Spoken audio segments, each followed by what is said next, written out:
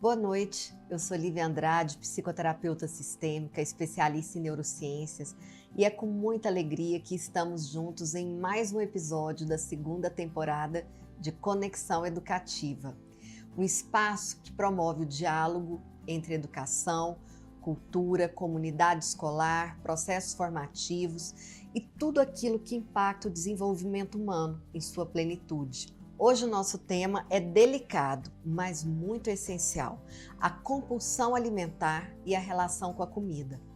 Comer é um ato natural e vital, mas também carregado de significados emocionais, sociais e até psicológicos.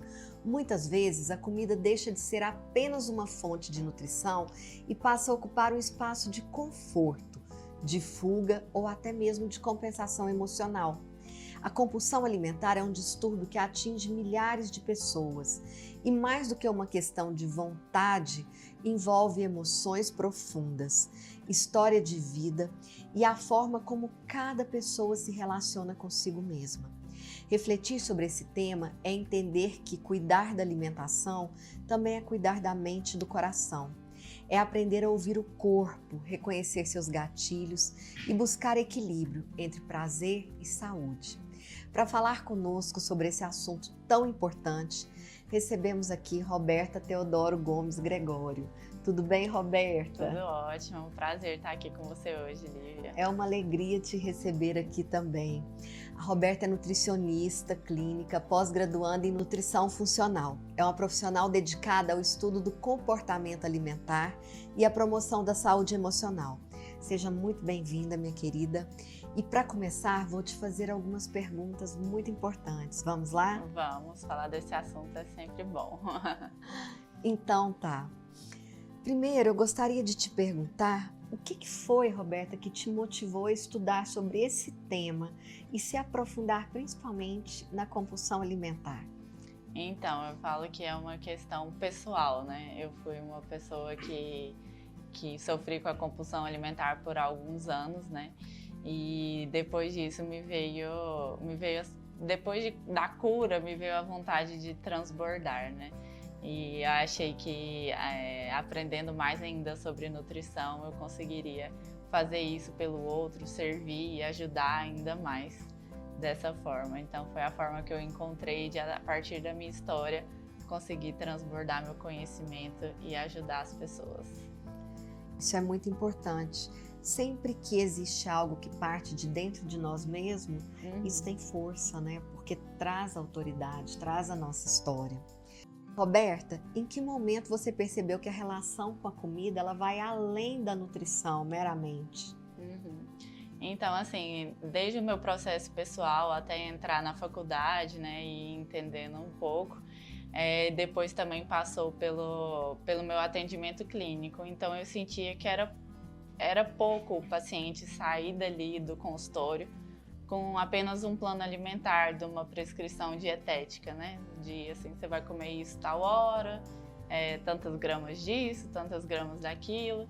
E muitas vezes o paciente ficava sem conseguir ter muito êxito no tratamento. Então, a partir disso, eu vi também que não só aqueles pacientes que tinham um transtorno de compulsão alimentar, mas todos aqueles, todo mundo tem uma relação com a comida, né? E a gente precisa trabalhar isso também no consultório para a gente ter mais êxito e eficácia no tratamento completo, né? De forma integral. E como que a sua formação e a sua experiência profissional acabaram te ajudando a compreender esses aspectos emocionais? Vamos falar sobre as emoções aqui agora, sobre o ponto emocional da alimentação. Então, eu via que os pacientes chegavam, mas eles não davam conta, assim, de descrever muito, eles generalizavam muito as emoções, né? Falavam assim, eu tô com ansiedade, eu como por ansiedade, eu como por tristeza. Então, assim, no consultório, o papel é a gente destrinchar melhor essas emoções, pra gente entender também de onde vem esse gatilho, né? De qual que é a dor desse paciente, né? O que ele tá querendo às vezes compensar, né? Se a comida para ele é uma recompensa, né? Ou é para preencher um vazio emocional. Então, em consultório, a gente tenta aprofundar mais sobre isso, né, e entender porque muitas vezes a pessoa come por estresse, por tristeza, por ansiedade, por solidão, né? Então, assim, tem um leque de emoções que a gente precisa trabalhar para entender a individualidade, né? E entender o porquê de alguns comportamentos alimentares desse paciente. Roberta, e quando você detecta, por exemplo, que essa pessoa está comendo por solidão ou por estresse, como você falou, qual que seria o procedimento de uma nutricionista diante desse fato? Uhum. Então, a gente sempre tem que atuar com a equipe multidisciplinar, né? Assim, seria o ideal a gente ter sempre o acompanhamento médico, psicológico e nutricional. Então, o meu papel ali é mais superficial no sentido de identificação, né? Então, eu tento usar algumas ferramentas que o paciente consiga tornar do inconsciente trazer para o consciente, né? Para ele entender que, de fato, tem ali algum problema.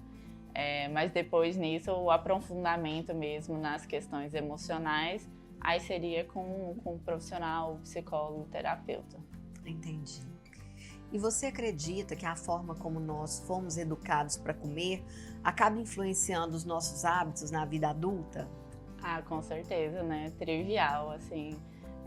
Quando a gente é criança, ali é formado o nosso sistema de crenças, né? Então, muito de quando os nossos pais têm aquela coisa de falar assim, se você comportar, vai ganhar sobremesa, né? Aí o que a gente entende num futuro quando é adulto? Que comida é recompensa, que se eu merecer, às vezes depois de um dia cansativo, eu mereço uma recompensa, né? Então, também tem muito dos pais às vezes falarem assim, tem que comer tudo, né? Até o prato acabar. E aquilo às vezes no futuro gera um adulto que não consegue ter noção sobre fome e saciedade, né? Então também são coisas que a gente tem que aí no nosso trabalho a gente consegue identificar na crença desde o início aí. As pessoas de mais idade, antigamente, elas acreditavam que para ser saudável tinha que ser gordinho, né? Uhum. Eu lembro que a minha avó paterna, porque o nosso pediatra era o primo da minha mãe. Então, ele cuidava e tal. Mas a minha avó sempre achava, por exemplo, eu sou a neta mais velha, ficava muito com ela, que eu tava magérrima, que eu tava desnutrida, que eu não sei o quê. E aí, por conta própria, porque ele proibia, o pediatra proibia, mas ela me dava um remédio para abrir o apetite. Uhum. Então, eu lembro até hoje do nome do remédio, Periatim B12, que ela me dava. E nesse processo, depois, na adolescência e na idade adulta, eu tive transtorno alimentar, né? Eu engordei além do que eu podia, fiquei acima do meu peso e entender essa reeducação é todo um processo, né? Mas tinha muito essa visão. Sim, e às vezes não é culpa, né, dos nossos pais, né? Eles estão tentando fazer o melhor que eles podem, né? Então, quando eles falam assim, tem que comer tudo, se comer tudo vai ganhar a sobremesa. Então, assim, não é por mal, né? Então, porque foi o que eles aprenderam, né? Repetição de padrão. Isso, então assim, mas hoje a gente adulto e na criação dos nossos filhos, a gente pode ter essa consciência melhor, né, para educá-los. Tomara. E como que você definiria, para quem está nos assistindo, né, a compulsão alimentar? Explica para o pessoal como que a gente pode definir isso. Uhum. Então, a compulsão alimentar é um transtorno psiquiátrico, né? Então, ela é muito, muito confusa mesmo o diagnóstico, né? Mas, em definição, são crises em que a pessoa come exageradamente, geralmente em um curto espaço de tempo e seguido de muita culpa. Só que é difícil, né, diagnosticar isso, assim, a gente mesmo, porque é comum no nosso cotidiano a gente ter episódios de exagero alimentar. Então, às vezes a gente vai numa churrascaria à vontade e come um pouco a mais. Isso não é uma compulsão alimentar. Isso é apenas um exagero esporádico. A compulsão não, a compulsão é um transtorno psiquiátrico que precisa ser tratado com uma equipe multidisciplinar, né? Então é muito... E uma definição boa da compulsão é que nos episódios a pessoa ela não tem uma compulsão por um alimento específico. É um impulso muito forte. Então ela come o que ela vê pela frente, o que tiver. Então, assim, já tive casos de pacientes que falaram que, assim, chegou em casa a não ter nada, então comeu feijão congelado. Então, assim, a pessoa não está sentindo prazer na alimentação, aquilo é um sofrimento emocional muito forte. Então, não é alegre aquela refeição para ela. É uma dor mesmo e é um impulso, né, uma compulsão muito forte. E geralmente não tem alimentos específicos, então é mais fácil identificar por isso, né? Então não é assim, eu tenho compulsão pelo chocolatinho tal. Chocolatra, né? É. Isso, assim, às vezes é normal, numa relação normal com a comida, é normal a gente ter preferências alimentares e quando a gente gosta muito, exagerar um pouco. Uhum. Mas a compulsão alimentar, ela é um transtorno psiquiátrico. Então é de grande importância, né? E sendo um transtorno psiquiátrico, então, precisa entrar com medicação psiquiátrica? Eu não acho assim, fica mais a critério do médico, né? Eu não consigo te dar a certeza de que todo o tratamento seria necessário, mas pode ser um adjuvante, sim, com certeza, a medicação. Mas no meu caso, por exemplo, eu nunca utilizei nenhuma medicação psiquiatra para tratar, mas foram por aí, em média, de uns 10 anos de terapia, né? Então, às vezes, não é algo que a gente vai curar, muitas vezes, do dia para a noite, e é realmente uma doença, é entender que é uma doença, né? Há muito preconceito nessa doença, né? Porque os familiares não entendem, porque muitas vezes a pessoa come escondido, né? E acha que os familiares acham que aquilo é uma falta de força de vontade, né? Então, para que você está comendo desse tanto, né? Mas é um descontrole, né? A pessoa não consegue realmente parar muitas vezes, né? Então é uma doença que a pessoa tem realmente um julgamento muito, muito grande, né? E às vezes vem de dentro de casa. E hoje em dia, como nutricionista, quais os medicamentos que você tem visto as pessoas tomarem para tentar evitar ou driblar esse transtorno? Então, assim, os transtornos alimentares, as medicações às vezes são parecidas com compulsões em geral, né? Então, assim... Por exemplo, mesmo do TOC, do transtorno obsessivo compulsivo? Ou então, às vezes, a pessoa que é compulsiva por sexo, por álcool, por droga, então, assim, vai dentro dessa mesma classe muitas vezes.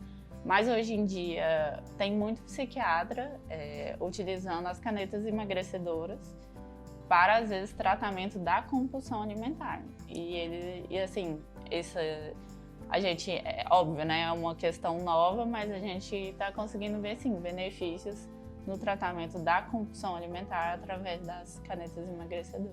Essas canetas, para o pessoal entender, seria o Mounjaro, o Ozempic, o Saxenda, essas... Sim, e às vezes também acabam... Psiquiatras também têm falado que utilizam até para tratamento do alcoolismo, né? Então, pode ser também um complemento aí, né? Um coadjuvante. Roberta, e quais são os sinais de alerta que indicam que alguém pode estar sofrendo com esse transtorno de compulsão alimentar? Quais seriam os primeiros sinais, assim, para a gente falar assim, ó, sinal vermelho aqui? Então, assim, a pessoa, geralmente ela fica pensando o tempo todo em comida, né? Então, os primeiros passos é que uma pessoa sem a doença, ela vive uma vida normal, cotidiana, e ali a alimentação faz parte tranquilamente da vida dela. Agora, a pessoa com compulsão alimentar, não. O pensamento dela, a vida dela gira em torno da alimentação. Então, assim, se às vezes é o seu caso, o primeiro passo é esse, assim, a pessoa acaba de comer alguma coisa, já pensa em outra, então é ali que às vezes começa a perceber uma relação não tão saudável com a comida. É aquele que já amanhece tomando café pensando no almoço, tá na hora do almoço pensando no lanche da tarde e já pensando no jantar de amanhã. Exatamente, às vezes come escondido também, por vergonha de comer uma quantidade grande, né, de comida. Então, são sinais de alerta, assim, dos primeiros, né? Essas pessoas que geralmente acordam de madrugada para ir se alimentar, porque elas não aguentam passar uma noite de sono recorrente, geralmente você acredita que é o transtorno? Geralmente é a compulsão alimentar mesmo. Aí, assim, cada paciente às vezes tem algum tipo de gatilho, né? Então, tem alguns que o gatilho, por exemplo, quando a compulsão vem de um histórico de solidão. Então, às vezes, ele quando está sozinho ou quando sente um abandono, aí tem o gatilho e tem uma crise de compulsão. Então, para cada pessoa, o gatilho é diferente, né? Às vezes, esse noturno seria, por às vezes, ser num horário em que a pessoa tem algum tipo de problema com essa relação. Entendi. E por que a compulsão alimentar é tão difícil de controlar apenas com a força de vontade? Por que precisa de algo além meramente da força de vontade? É porque a compulsão alimentar, sendo um transtorno psiquiátrico, psicológico, né, ela vem muitas vezes preenchendo vazios emocionais, né? Então são questões psicológicas. Ela não vem ali apenas dos alimentos. Não é uma coisa externa, né? De tipo do alimento para a pessoa. Então, se a gente vê no supermercado vê uma sobremesa gostosa e quer comer. Não é esse muito o estímulo. O estímulo é interno, né? O estímulo que começa de, às vezes, algum sofrimento psíquico, né? Então, por isso que ela é mais difícil, assim, de ser tratada e não é só falta de força de vontade. Você tem algum exemplo de um paciente seu ou de alguém conhecido que conseguiu superar e como que conseguiu superar para mostrar para o pessoal? Eu acho que seria bom dar o meu exemplo, né? Que é mais fácil falar, assim. O meu começou quando eu tinha mais ou menos 10 anos. E aí, na época, eu não sabia diagnosticar, né? Eu não sabia o que era aquilo. E eu me vi engordando e os episódios aconteciam exatamente como eu dei o exemplo anterior de quando eu estava sozinha, né? Porque vinha muito de um sentimento de solidão, né? Então, eu não consegui diagnosticar, eu era muito nova. Meus pais também não perceberam, assim, percebia que eu engordava, mas não perceberam que eu tinha um transtorno alimentar, né?